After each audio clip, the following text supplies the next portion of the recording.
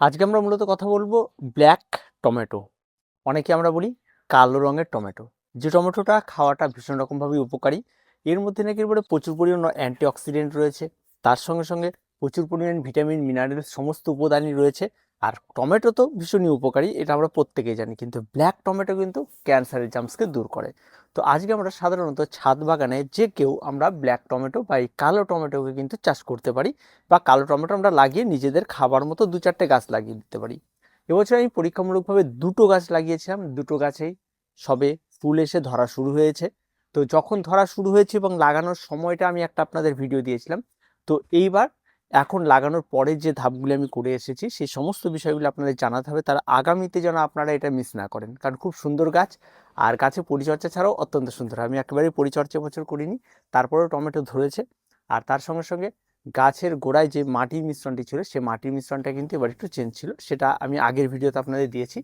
তো গাছ যখন বড় হয়েছে, গাছে পরিচর্যা, গাছে খাবার, আর যেহেতু আমি নিজে খাবো সম্পূর্ণ অর্গানিক, এইখানটায় কোনো রকম অন্য কোনো কিছু নেই। আর মাটি মোটামুটিভাবে নর্মাল মাটিই থাকে, 50% মাটি, 30% কম্পোস্ট, 20% বালি, এই দিয়ে আমি করি।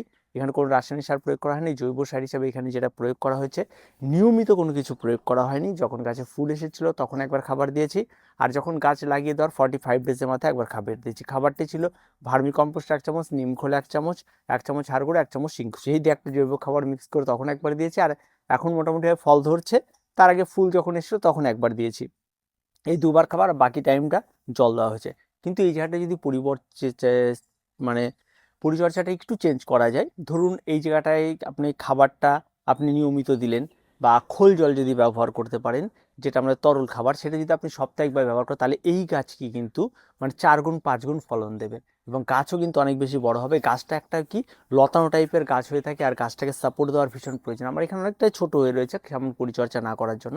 তো জল দিয়ে দিয়ে রাখা, তো দেখাচ্ছিল যে আদৌ ব্ল্যাক হয় কিনা, তবে সত্যিই ব্ল্যাক, অত্যন্ত সুন্দর। সাইজ একদমই ছোট হয়েছে, সাইজটা আরও বড় হয়, খাবার দাবারের যথেষ্ট অভাব রয়েছে গাছে। তো আপনাদের এটা জানানো যে আগামীতে আপনারা এই ব্ল্যাক টমেটো নিয়ে কালচার করতে পারেন, অত্যন্ত সুন্দর গাছ, আর প্রত্যেকে করতে পারবেন না, কারণ এই গাছেরই কিন্তু বীজ কিন্তু এবার আমাকে রেখে দিতে হবে, কারণ এটাকে আমি আগামীতে আবার লাগাবো। তো এই ব্ল্যাক টমেটো যারা যারা করতে চাইছেন, যারা যারা ভাবনা চিন্তার মধ্যে রেখেছেন যে করা উচিত, তারা কিন্তু স্টার্ট করতে হবে, কারণ সময় নষ্ট একদমই করবেন না। এগুলি মোটামুটি নার্সারিতে পাওয়া যায়, বীজের দোকানেও পাওয়া যাচ্ছে, এগুলি এখনও অ্যাভেলেবেল সেরকম হয়নি, তবে খুব তাড়াতাড়ি হয়ে যাবে। তো আর কিছু বলার নেই, এটি আপনাদের জানানো ছিল। তো দেখা হচ্ছে পরবর্তী ভিডিওতে। যদি কারো কাছে থাকে ব্ল্যাক টমেটো, কেমন হয়েছে অবশ্যই কমেন্ট বক্স করে জানাবেন। আর পরবর্তীতে এর ডিটেলস পরিচর্যা নিয়ে এবং অর্গানিক গার্ডেনিং কী করে করা যায় এর, এবং সম্পূর্ণ আমাদের হেলথের জন্য সেই বিষয় নিয়ে ভিডিও আসবে।